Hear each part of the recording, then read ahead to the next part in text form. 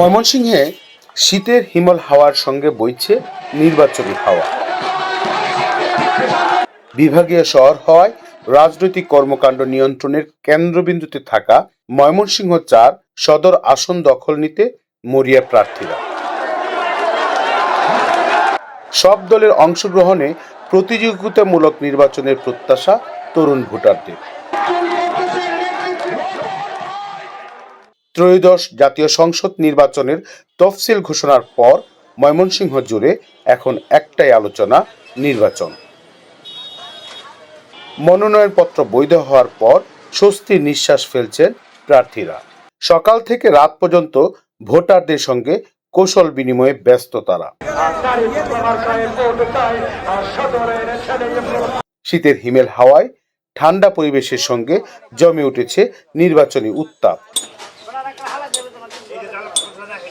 চায়ের দোকান, রাস্তাঘাট আর আড্ডায় সর্বত্র ছড়িয়ে পড়েছে ভোটের আলোচনা।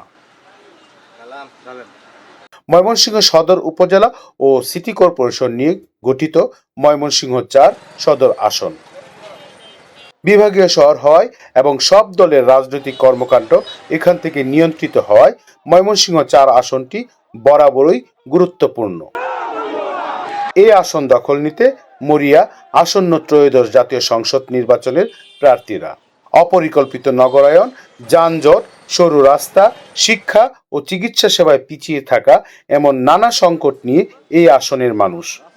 যাকে দিয়ে আমরা এলাকার সুবিধা পাবো, আমাদের জন্য ভালো কাজ করবে, এরকম একটা প্রার্থী আমরা চাই। বিগত 17 বছর কোনো ভোট দিতে পারি নাই। আমরা তরুণ ভোট, আমরা এবার প্রথম একটা নির্বাচনের হাওয়া লাগছে বাংলাদেশে। দলমত নির্বিশেষে সে সাধারণ মানুষের পক্ষে যদি কাজ করে, জনগণের একটাই চাওয়া, আর জনগণের নির্বাচিত প্রার্থী নির্বাচন করা হবে। সৎ ব্যক্তিরে ভোট দিব, যে গরিবের পাশে থাকবো তাকে ভোট দিব। যত তাড়াতাড়ি সম্ভব আমাদের জাতীয় নির্বাচনটা হয়ে যাওয়া দরকার, কারণ দেশের যে রাজনৈতিক অস্থিরতা চলছে, এবং আমরা চাচ্ছি যিনি সৎ যোগ্য প্রার্থী উনি প্রার্থী হবেন এবং জনগণ ভোট দিবে, সৎ লোক ক্ষমতায় আসবে, আমাদের সাধারণ জনগণের চাওয়া। এসব বিষয়কে সামনে রেখেই নির্বাচনের মাঠে নেমেছেন প্রার্থীরা। এই আসন থেকে নির্বাচনে অংশ নিয়েছেন বিএনপি, জামায়াতে ইসলামী ছাড়াও জাতীয় পার্টি, বাংলাদেশ কমিউনিস্ট পার্টি, খলাফত মজলিস, গণসংহতি আন্দোলন, ইসলামী আন্দোলন বাংলাদেশ এবং বাংলাদেশ সমাজতান্ত্রিক দলের প্রার্থীরা। নির্বাচনী বিধিনিষেধ মেনে ভোটারদের সঙ্গে কৌশল বিনিময়ের পাশাপাশি দিচ্ছেন নানা উন্নয়নের প্রতিশ্রুতি। তিলোত্তমা বিভাগীয় শহর করার জন্য জাইকা নামে একটি প্রতিষ্ঠান দায়িত্ব নিয়েছিল। পরবর্তীতে আমরা দেখেছি লুটেরা তারা চুরে না শুনে ধর্মের কাহিনী, তাদের চরিতার্থ কুৎসিতভাবে করার জন্য তারা যে পরিকল্পনায় ছিল ময়মনসিংহ শহর বা বিভাগীয় শহরের কোনো উন্নতি করবে না, সেটাই তারা করেছে। আমি একজন এই সমাজের লোক হিসাবে, ভুক্তভোগী হিসাবে আমি এই শহরকে, এই বিভাগকে আমি সর্বাগ্রে একটি তিলোত্তমা শহর হিসাবে প্রতিষ্ঠিত করার জন্য সংসদের প্রথম অধিবেশনেই আমি আমার সহকর্মীদের সাথে নিয়ে জোরালো বক্তব্যের মাধ্যমে প্রতিষ্ঠিত করতে চেষ্টা করব। এবং পাশাপাশি এখানে একটি আন্তর্জাতিক মানের বিমানবন্দর হওয়ার কথা ছিল, চক্রান্ত করে ফ্যাসিস্ট হাসিনা অন্য জায়গায় নিয়ে গেছে, সেটা ফিরিয়ে এনে ময়মনসিংহ বিভাগ, জেলা এবং অন্যান্য জেলাকে আরও উন্নত করার জন্য এই সদর আসন থেকে যদি আমাকে নির্বাচিত করা হয়, আমি সর্বাগ্রে সেই দাবি উচ্চারণ করে আদায় করে ছাড়বো ইনশাআল্লাহ।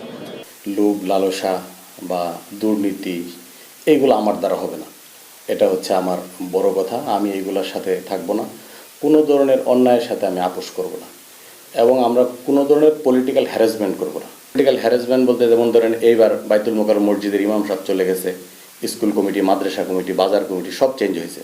আর আমরা বলতেছি আমার ব্যক্তিগত কথা, সে যদি যোগ্যতা থাকে, সে যদি আওয়ামী লীগের হয়, ভালো ব্যবসা বোঝে, সে ব্যবসায়ী লিডার হবে, ভালো ডাক্তার হলে সে ডাক্তারি লিডার থাকবে, এখানে চেঞ্জ করার কোনো সুযোগ থাকবে না। এই বিষয়গুলো আমরা একদম স্পষ্ট, মানুষের যোগ্যতাকে আমরা মূল্যায়ন করব, মানুষকে অনার করব, দলীয়করণ আমরা করব না।